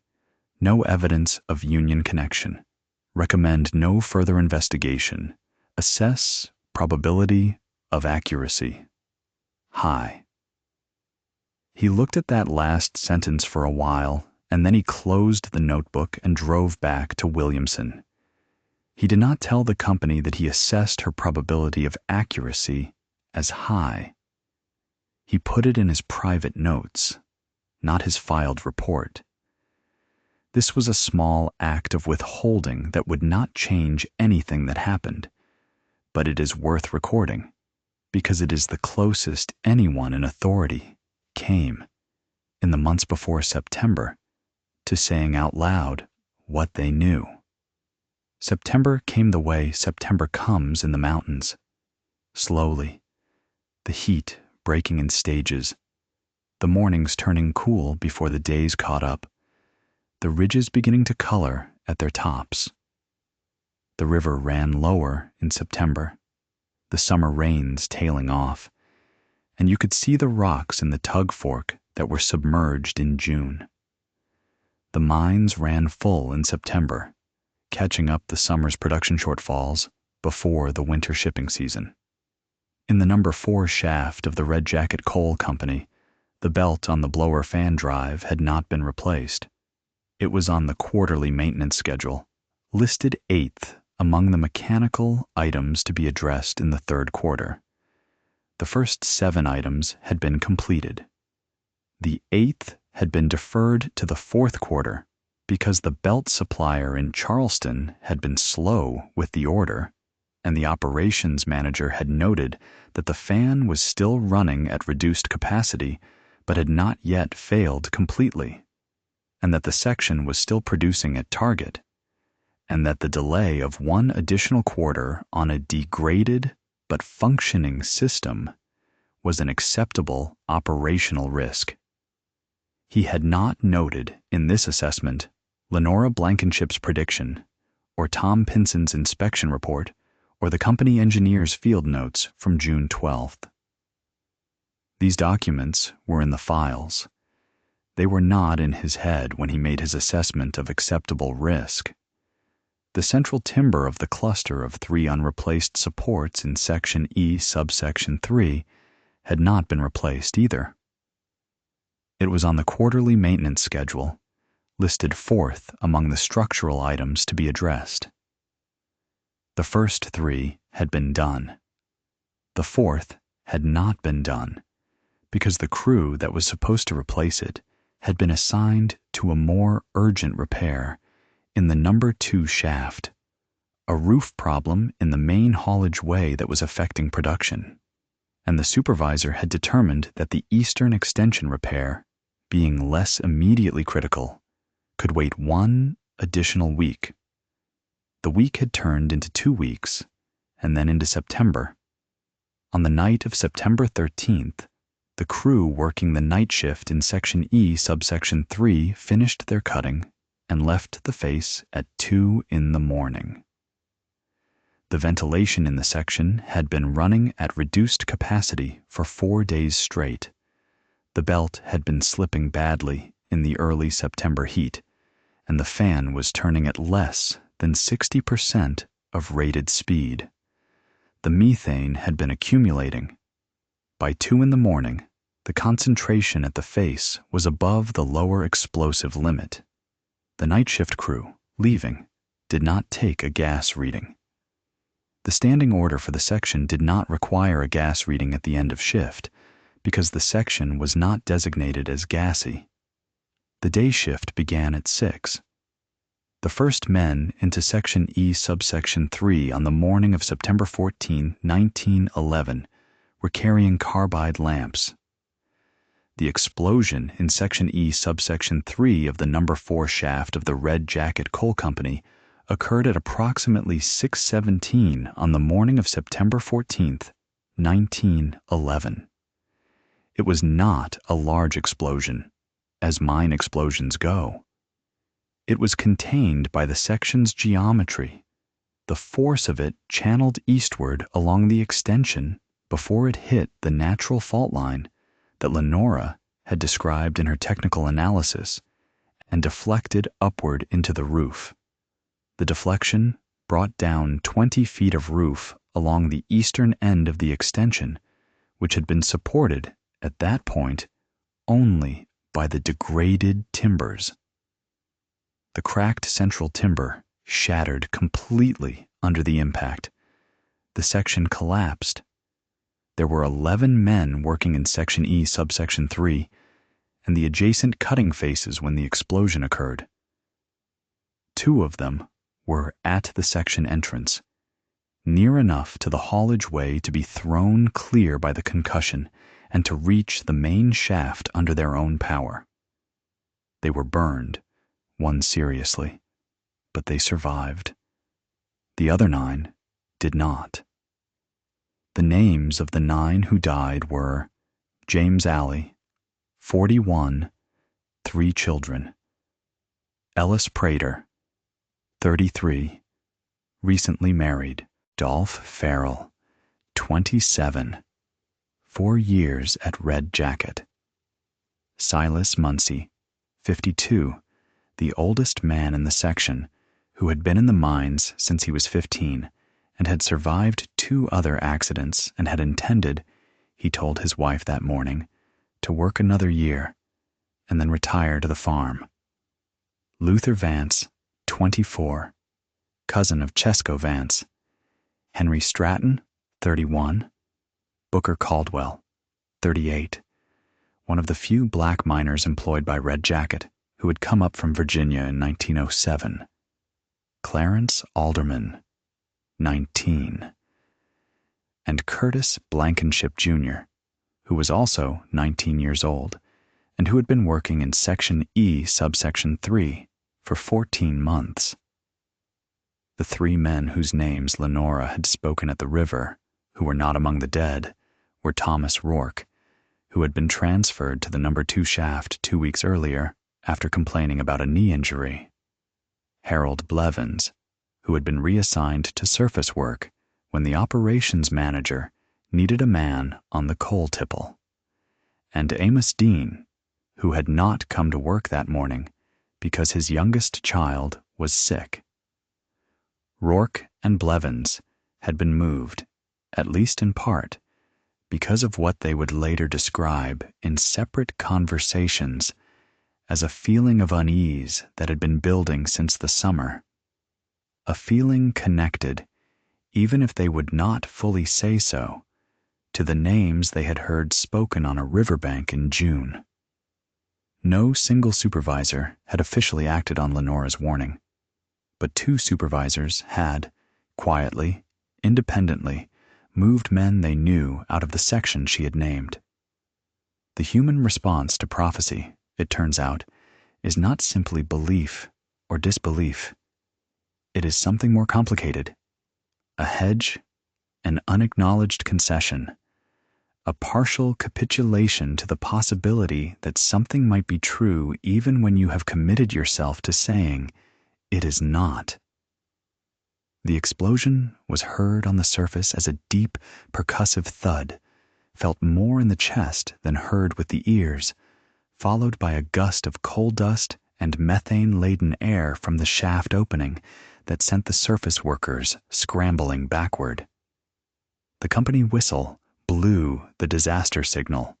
4 long blasts, then a pause, then 4 more, and the Williamson Fire Company and the rescue crews from the neighboring mines were summoned, and the work of pulling men from the earth began. The 2 survivors reached the surface within an hour. The recovery of the 9 bodies took 3 days. The news traveled up Pigeon Creek before the sun was fully up, as news always traveled in the coal fields, moving person to person, house to house, the way water moves along the ground, finding every low place. A woman named Ruth Cassidy, who lived on the creek road, came to Lenora's door at 7 a.m. Lenora answered the knock. Ruth Cassidy's face was the answer to every question Lenora had not asked. She said, "How many?" Ruth said, 9. They're still counting. Lenora said, "Was Curtis among them?" Ruth could not answer that. She did not know the full list yet. She said she didn't know. Lenora got her coat. She walked down from Pigeon Creek to the mine. Not backward this time. Just walking. The way a woman walks when she is walking toward a thing she has been walking toward for 3 years and is finally there. It was 2 miles. She arrived at the mine gate to find a crowd already assembled. Wives and mothers and children of the men who worked the section, held back from the gate by the company's security guards, the Baldwin Felts men, and 2 deputies from the sheriff's office. Some of the women were screaming. Some were silent in the way that is worse than screaming. Some were praying. Sheriff Hatfield was already there. He saw her come through the crowd and he came to her. He put his hand on her arm and he said quietly, "I'm sorry, Mrs. Blankenship." She said, "Tell me his name is not on the list." He said nothing, and his silence was the answer. She stood very still for a moment. The crowd moved around her. The company whistle was blowing the slow, steady cadence that signaled ongoing rescue operations. The mountain above the shaft was quiet. The mountains were always quiet. The particular indifference of rock and ridge to what happened in the corridors beneath them. The tug fork ran on, southward, brown and ordinary. She said, "All right," and then she turned, and she walked home.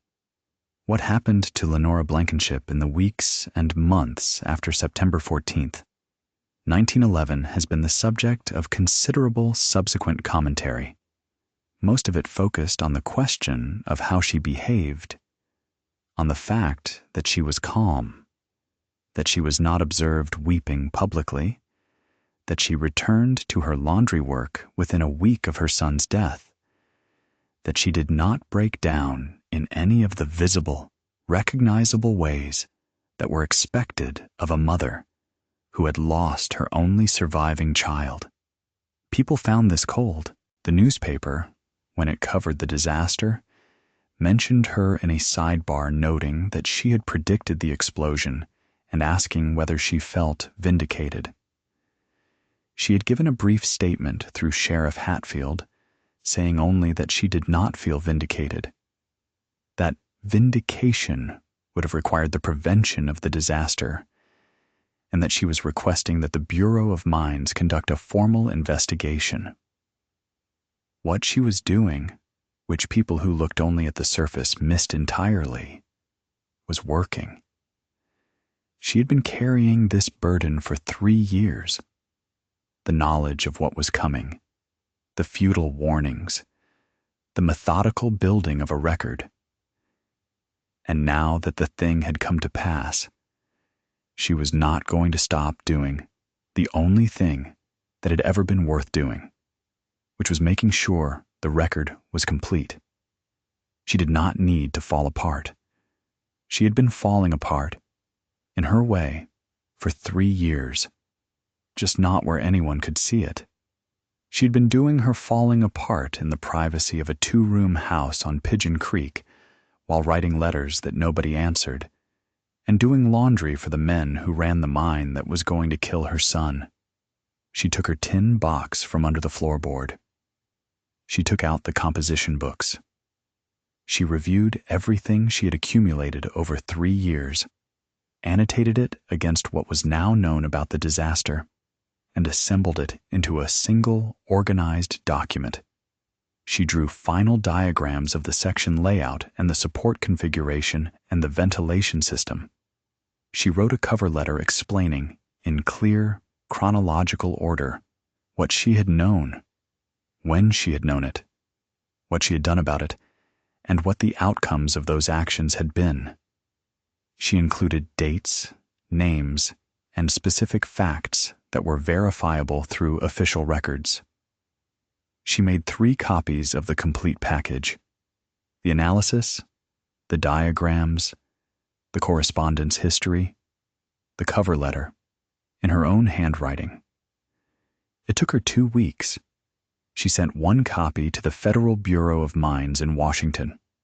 She sent 1 copy to the governor of West Virginia, directly, by name, with a note attached, saying that she had sent previous letters on this subject that had not received substantive responses, and that she was requesting a written commitment to a formal investigation. She kept 1 copy in the tin box. The Bureau of Mines sent an investigator. His name was Arthur Crane, and he arrived in Mingo County in October of 1911, 6 weeks after the explosion, with 2 assistants and a commission to conduct a formal investigation into the causes of the disaster in the number 4 shaft of the Red Jacket Coal Company. He had received Lenora Blankenship's package of documentation, and he had read it before he arrived, and so when he went into Section E, Subsection 3, or what remained of it, since the collapse had been partially cleared by the recovery crews, he knew what he was looking for. He found it. The Bureau of Mines investigation took 3 weeks on site and produced a report that confirmed, in official federal language, every element of Lenora's analysis. The report found that the explosion had been caused by the ignition of accumulated methane in a section that had experienced chronic ventilation failure due to a deficient blower fan drive belt.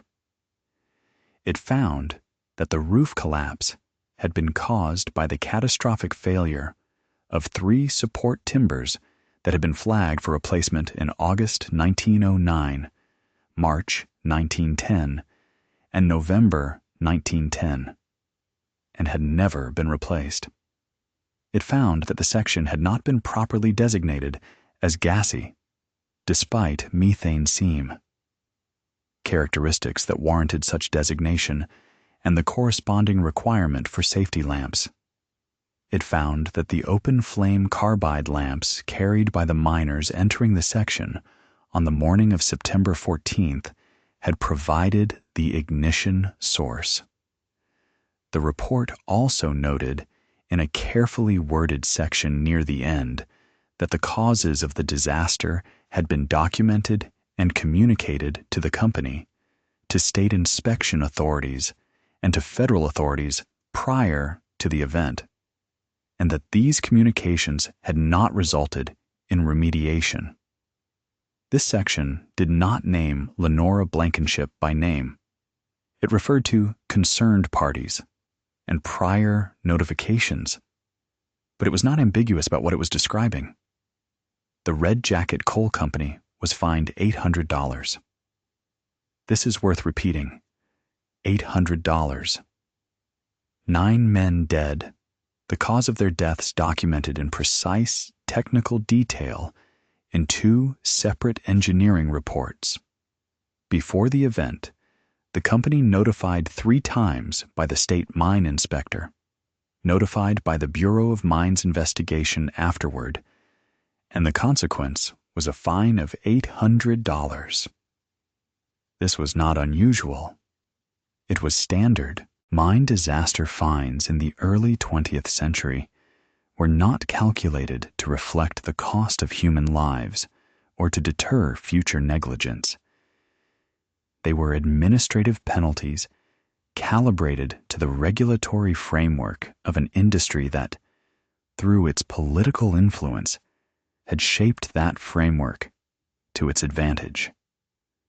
$800 was, in the coal company's ledger, a cost of doing business, less significant than a broken conveyor belt.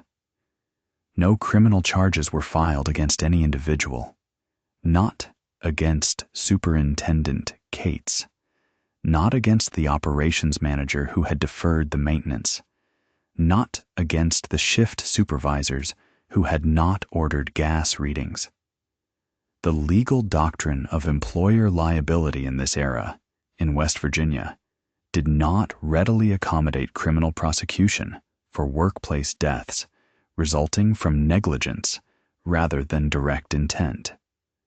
The Workmen's Compensation Act that the state had passed the previous year provided a framework for civil compensation, and the families of the 9 dead miners received payments through that framework. Payments that were modest by any measure, but that were, for most of the families, more than they could have obtained through litigation. Lenora Blankenship received the compensation for Curtis Jr.'s death. She put it in the tin box. She went on doing laundry.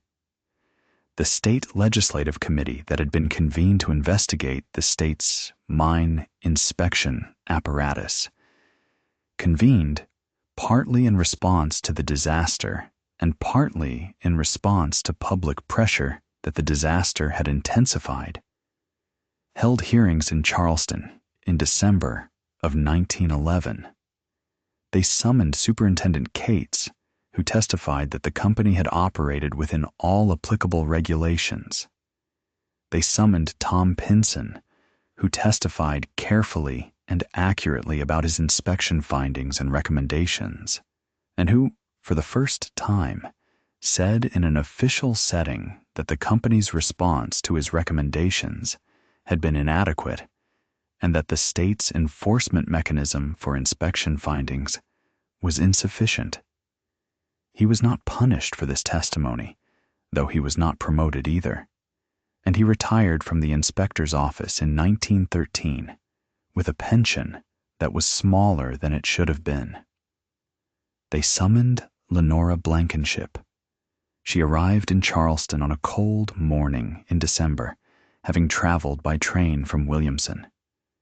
She wore a plain dark dress, not black this time, some color between gray and brown, and her hair was up and her hands were calloused from years of laundry work, and her face, which had once been handsome in the particular sharp-featured way of the mountain women of Mingo County, had settled into something that looked less like beauty and more like accuracy. She was 40 years old. She looked like what she was, which was a woman who had been doing hard work in difficult conditions for a long time and intended to continue. She sat down at the witness table and she looked at the committee members. 7 men, their faces ranging from sympathetic to impatient, to the particular combination of discomfort and condescension that she had learned to recognize as the expression of men who have been told to take a woman seriously and are finding it difficult. And she folded her hands on the table, and she waited for the first question. The chairman asked her to describe her observations regarding the conditions in the number 4 shaft. She described them. She used the same flat, precise vocabulary she had used on the riverbank in June, but here she was, not speaking to a crowd on a summer afternoon. She was in a government hearing room, under oath, speaking into the official record of the state of West Virginia, and she knew the difference, and she made use of it. She described the timber conditions, the ventilation failure, the gas designation issue, and the open lamp protocol with technical precision. She described her 3 years of investigation and correspondence. She described what she had sent to whom, and when, and what the responses had been. She described the explosion and its causes as documented by the Bureau of Mines investigation. She did not cry. A committee member, late in the questioning, asked her how she felt about the death of her son in the disaster she had warned about, and she said, "I feel that he should not be dead. I feel that if the company had replaced a timber and a fan belt, he would be alive. I feel that the systems in place to prevent this kind of death, the inspection process, the Federal Bureau, the governor's office, the newspapers, failed to act on information that was provided to them in writing, repeatedly, in advance. My feelings about my son are my own. My purpose here is to provide testimony about the systems." The committee member who had asked the question looked down at his papers. She was on the stand for 4 hours. By the end of it, the room was quiet, in the way that rooms get quiet when something true has been said at length and without ornament. The committee chairman thanked her. She said, "I'd like the record to reflect that my technical analysis, which I submitted to this committee before today's hearing, has been independently confirmed in every material respect by the Federal Bureau of Mines investigation." The chairman said that the record would so reflect. The committee issued a report in March of 1912 recommending increased state mine inspector authority to issue mandatory remediation orders, a review of the gassy section designation process, and a requirement that companies document the resolution of inspector findings within 30 days.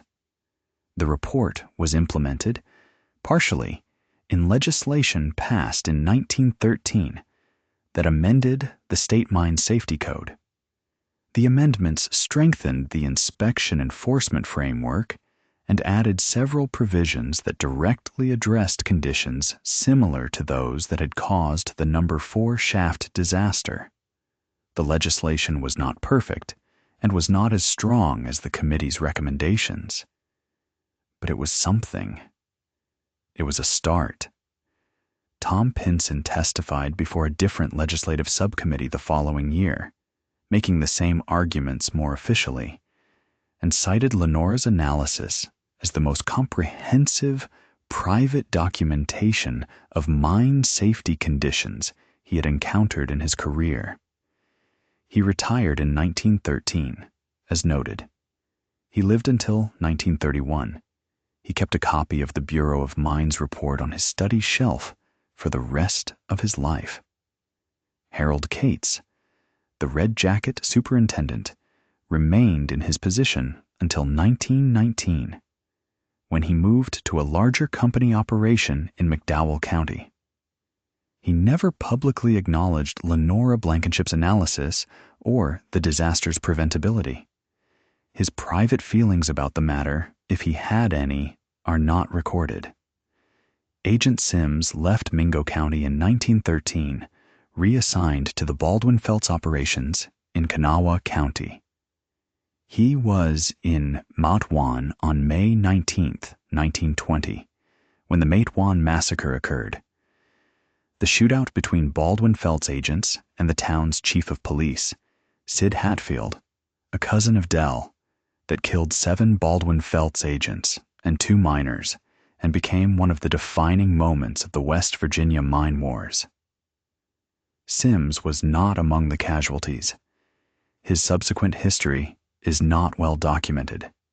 Sheriff Dell Hatfield, who was in fact a distant cousin of both Devil Anse Hatfield of the famous feud and of Sid Hatfield the Matewan lawman, continued as sheriff of Mingo County through the escalating labor violence of the late teens and early 20s.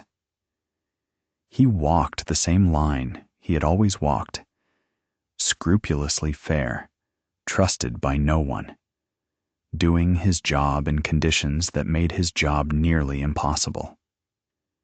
He attended the funerals of 9 miners in September 1911, and the funerals of many more in the years that followed, in various capacities, and he retired from the sheriff's office in 1924 with his reputation more or less intact, which in Mingo County, in that era, was a considerable achievement.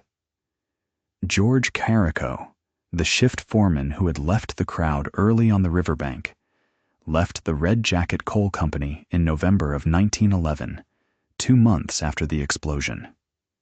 He took a job at a mine in Pike County, Kentucky, across the Tug Fork. He did not explain his reasons to anyone at Red Jacket. He did, before he left, write a letter to the Bureau of Mines office in Charleston, confirming that he had personal knowledge of the timber and ventilation conditions in Section E, subsection 3, as of the date of Lenora's riverbank testimony, and that those conditions were, to his knowledge, as she had described them.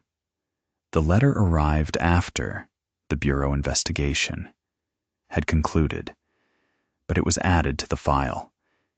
It is in the state archives. The years that followed Lenora's testimony before the legislative committee were, by her own account, quieter than the years before. She was not done with the subject. She never was, not entirely. But the immediate crisis of documentation had passed. The record existed. It was in the state archives and in the Bureau of Mines files and in the official legislative record. She had done what she had said she wanted to do. She had made it impossible for the company to claim in the future that it hadn't known. The knowing was documented. The failure to act was documented. The consequence was documented. The consequence had been 9 men's deaths, including her son's. The consequence of the documentation was a fine of $800 and some amendments to the Mine Safety Code. This was not justice. She never called it justice. She called it, in the few documented conversations in which she addressed the outcome directly, a record. Just a record. She said, "People ask me if I feel better, now that it's all written down. I don't feel better. Better is not the right word. I feel that the truth of it exists somewhere outside my own head, and that it cannot be taken away. That is different from better, but it is not nothing." She went on doing laundry, She took on boarders. The company housing was always full, and there was always someone in need of a room. And she supplemented her laundry income with a small farm on Pigeon Creek, chickens and a kitchen garden, and a few acres of corn. She was not comfortable, but she was not starving. She did not remarry. There were, by the accounts of people who knew her in later years, 1 or 2 men who were interested, and she was not unkind to them, but she was not interested in return. What she was interested in, it seems, was her work, and her books, and the mountains she could see from her door. She followed mine safety developments as they unfolded in the years that followed. The Federal Coal Mine Safety Act discussions, the disaster at Eccles in 1914 that killed 181 men, the Monongah disaster's continued echoes in the reform discussions, the slow improvement of inspection authority across the decade. She wrote occasional letters. She attended hearings when she could get to them. She was not a public figure in any formal sense, but she was known in the small networks of people who cared about mine safety, and occasionally someone would seek her out for her knowledge, and she would give it plainly and without drama. The United Mine Workers organizing drive that came to Mingo County in the late teens, the prelude to the confrontations that would culminate in the Matewan Massacre and the Battle of Blair Mountain, touched her life in the peripheral way that large events touch the lives of people who are living at the edges of the great stories and not in their centers. She was sympathetic to the union's goals without being a union person herself. Her analysis of mine safety had always been personal, not ideological. She was not interested in the labor movement as an instrument of class transformation. She was interested in the specific mechanical conditions that killed specific men. But she understood, better than most, that the reason specific men died in specific mines was not simply mechanical failure, but systemic indifference. And that systemic indifference was the province of both engineering and politics, and that fixing one without the other accomplished very little. She watched the Matewan Massacre from a distance. She was not in town that day, and she would later say that she had heard about it in the peculiar way you hear about violence in a county where violence has been simmering for years, not with surprise, but with the weary recognition of something long expected finally arriving. She said, "The companies brought the guns in and kept the guns in, and eventually the guns got used. That's not a prophecy. That's arithmetic." She said this in 1939 to the WPA, interviewer who came to her door on Pigeon Creek as part of the Federal Writers Project's effort to document the lives of ordinary Americans. She was 68 years old, and she was still doing laundry. Not for the mine company anymore, the mine company being long gone by then, but for the households of Williamson, where she had built a small but reliable clientele over decades of honest work.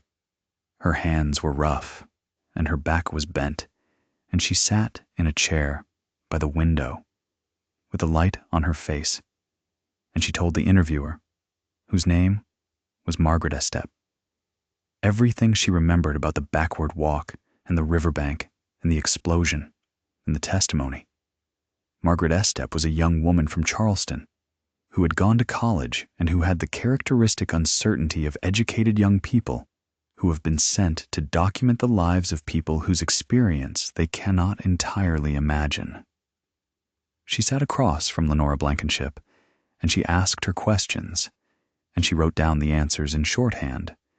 And what she wrote down is in the Library of Congress now, in the West Virginia WPA files. and it is the richest direct account of Lenora's experience that exists. She asked Lenora, because she had to, because it was the question everyone asked, about the backward walk. Lenora said, as she had been saying in one form or another for almost 30 years, people remember the walking. They should remember the talking. I told them exactly what would happen and exactly why. The walking was just to get them to listen. If I'd walked in the front door of that company office and said the same words, they'd have thrown me out before I finished a sentence. But a woman walking backward on a public road, that they couldn't ignore. Estep asked her if she would do it again. Lenora thought about it. She said, if it were the only thing that worked, yes. But I'd rather it didn't have to be the only thing that worked. Estep asked her about Curtis Jr., what she remembered about him. The room was quiet for a moment. Through the window, you could see the ridge to the east, the same ridge Lenora had been seeing from that house for most of her adult life. The same mountains that looked down on the mine, and the river, and the road, where she had walked backward on a summer morning in 1911. She said, he had his father's hands, the way his father could fix a thing by feeling it. Curtis had that. He could have done anything with it. Machinery, building, farming. He could have built this valley better than the companies built it. She looked at her own hands, the laundress's hands, the hands that had spent 3 years holding a pencil over a notebook in the lamplight after the day's work was done. He was a good boy. He was stubborn. He would have been a good man. She did not say anything else about him. Estep wrote it down. She asked Lenora what she wanted people to know about what had happened. The whole arc of it, from the death of Curtis Sr. to the death of Curtis Jr., to the documentation, to the testimony to hear. Lenora said, I want them to know that I knew, not because I'm a prophet, because I looked, and I learned, and I calculated, and I wrote it down, and I said it out loud. I want them to know that the knowledge existed, and that the knowledge was not the problem. The problem was the people who had the power to act on the knowledge and did not act. Not out of ignorance, out of a calculation that the cost of acting was more than the cost of not acting. They calculated wrong, and 9 men died, and the fine was $800. And it took an act of public spectacle, a woman walking backward on a public road, to get anyone to look at what I had written. That is what I want people to know. That the knowledge was there. That the walking was not the knowledge. The walking was what it took to get them to hear the knowledge. She paused. She looked at the ridge. She said, the walking was also something else. When I was doing it, when I was on that road, going backward with my feet bleeding, I was not thinking about the company or the inspector or the governor. I was thinking about Curtis, the first Curtis, my husband. He had walked that road every morning of his working life, going forward toward the mine. I was walking it backward. I was walking toward him. I was walking toward everything the mine had taken, going the way you go when you're trying to go back to a thing that cannot be gotten back to. She stopped. It was theater. It was also true. Both things can be true. Estep asked her if she had been afraid during the walk. Afraid of the company, of the detectives, of being locked away. Lenora said, I was afraid my feet would give out before I got there. That was the only practical fear. Everything else? She shook her head. What were they going to do to me? My husband was dead. My son was going to die. What was left to be afraid of? She was quiet for a moment. The thing people don't understand, she said, about grief and about anger, real anger, not the shouting kind, but the deep kind, the kind that lives in your bones, is that it makes you fearless in a way that's almost inconvenient. You can't threaten a woman who has already lost what matters. They tried to make me seem crazy because that was the only category they had for a woman who was not afraid of them. But I wasn't crazy. I was just past the point where their opinions of me had any purchase. She lived for 4 more years after the WPA interview. She died in the spring of 1943, in the same house on Pigeon Creek, of a combination of pneumonia and a heart that had been tired for a long time. She was 72 years old. The obituary in the Williamson Daily News, the same newspaper that had called her the backward woman in 1911, described her as a long-time resident of Mingo County, known for her laundry work and for her role in the investigation of the 1911 Red Jacket mine disaster. Margaret Estep, the WPA interviewer, heard about her death and wrote a note to the West Virginia State Archives, flagging the WPA files related to the interview. She also wrote a separate note recommending that Lenora's technical analysis, which she had been shown during the interview, and which was still in the tin box under the bed, be preserved if possible. The archives sent a representative, and the notebooks and the diagrams and the correspondence copies were collected and catalogued and placed in the manuscript collection.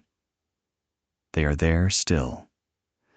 The composition books with their precise, small handwriting, the diagrams of Section E, Subsection 3 drawn in pencil on squared paper, the calculations of methane accumulation rates in the margins.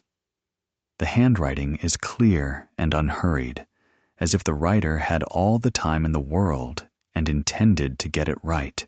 The Red Jacket mine closed in 1924.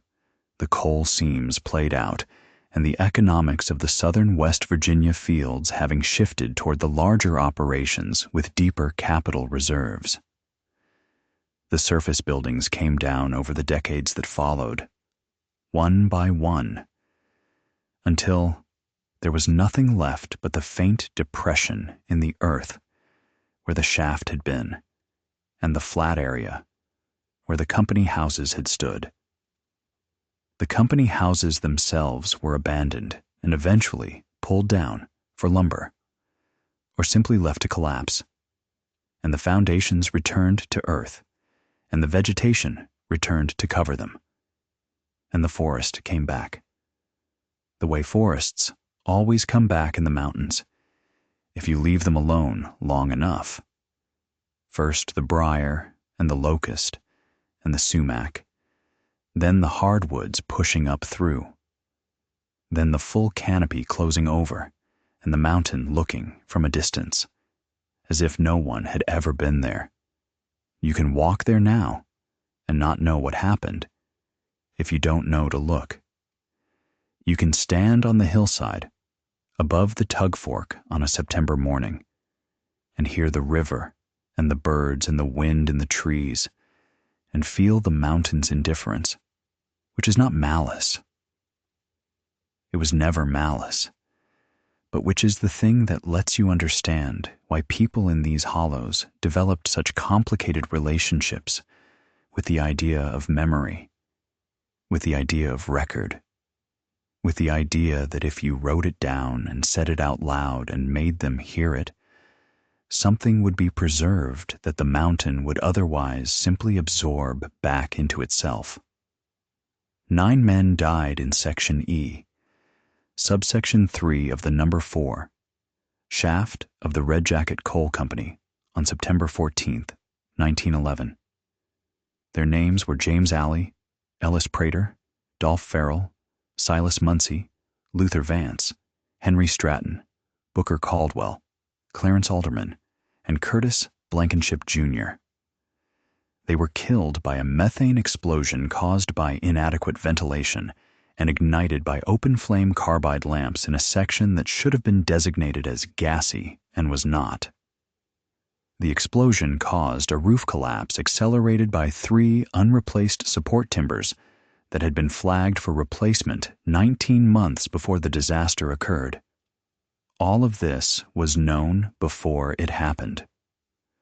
All of it was written down in a woman's handwriting in a tin box on Pigeon Creek and set aloud on a flat sandstone rock above the tug fork and submitted to a governor and a superintendent and a bureau and a newspaper and entered into the official record of a state legislative committee and confirmed by 2 separate engineering investigations. Lenora Blankenship's technical analysis of the number 4 shaft, handwritten with diagrams, is preserved in the West Virginia State Archives. It has been cited in 2 academic papers on early mine safety engineering. Neither paper mentions the backward walk,